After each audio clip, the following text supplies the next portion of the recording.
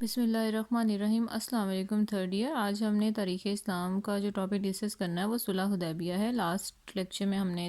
دیکھا تھا کہ صلح حدیبیہ کب ہوا تھا، 6 ہجری مارچ 628 عیسوی کو یہ ہوا۔ اس کا پس منظر ہم نے دیکھا تھا اور ہم نے اس کی جو تھی وہ شرائط کو پڑھا تھا کہ یہ کیا تھی۔ آج ہم وہیں سے اس کو دوبارہ سٹارٹ کرتے ہیں کہ صلح حدیبیہ کی شرائط کیا تھیں۔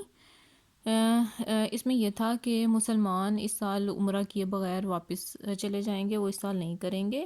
اور انہیں جو ہے وہ اگلے سال عمرہ کرنے کی اجازت ہوگی، لیکن وہ 3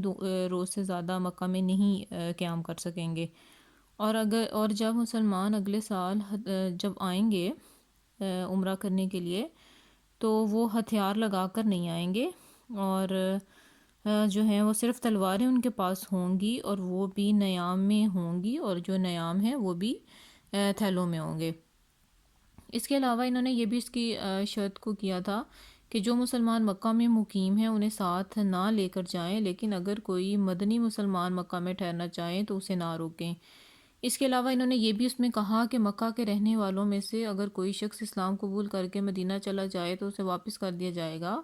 لیکن اگر مدنی مسلمانوں میں سے کوئی آبائی دین کی طرف لوٹ جائے اور مکہ چلا جائے تو اسے واپس نہیں کیا جائے گا۔ اس کے بعد انہوں نے کہا کہ قبائل عرب کو اختیار ہوگا کہ وہ جس فریق کے ساتھ چاہیں معاہدہ کر لیں۔ ان قبائل پر بھی اس معاہدہ کی شرائط کا نفاذ اسی طرح ہوگا جس طرح قریش اور مسلمانوں پر ہے۔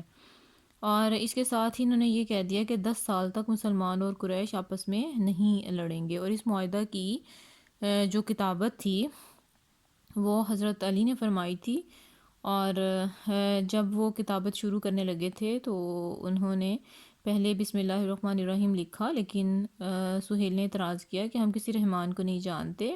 اس لیے ہمارے دستور کے مطابق بسمی اللہم لکھو۔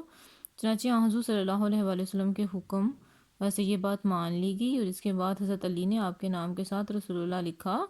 تو سہیل نے بھی اعتراض کیا کہ ہم محمد صلی اللہ علیہ وآلہ وسلم کو رسول نہیں مانتے۔ حضرت علی نے اپنے ہاتھ سے رسول اللہ کاٹنے سے انکار کر دیا،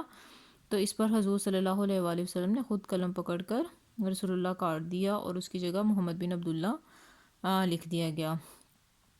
یہ تو وہ شرائط تھیں جو صلح حدیبیہ میں ہوئی تھی، اور اس کے فوراً بعد جو ایک بہت ہی امپورٹنٹ واقعہ ہوا وہ ابو جندل کا تھا، کیونکہ معاہدے کی جو شرائط تھیں وہ بالکل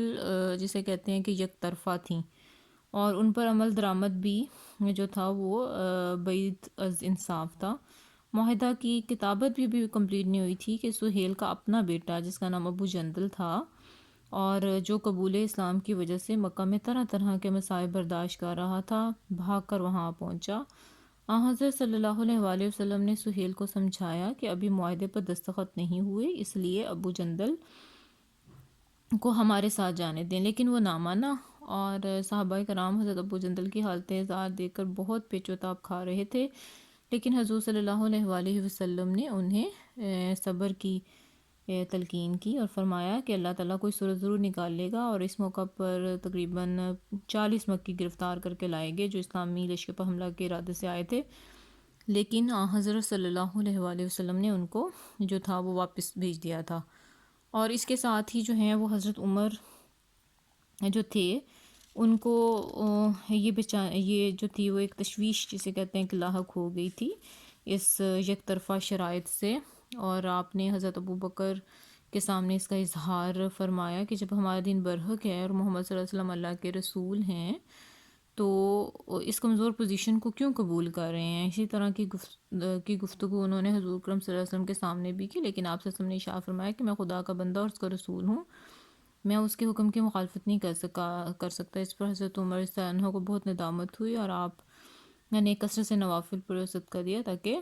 توبہ کو قبول کیا جا سکے۔ اس کے بعد ہم نے نیکسٹ جو لیکچر ہے اس میں ہم نے صلح حدیبیہ کے نتائج کو ڈسکس کرنا ہے۔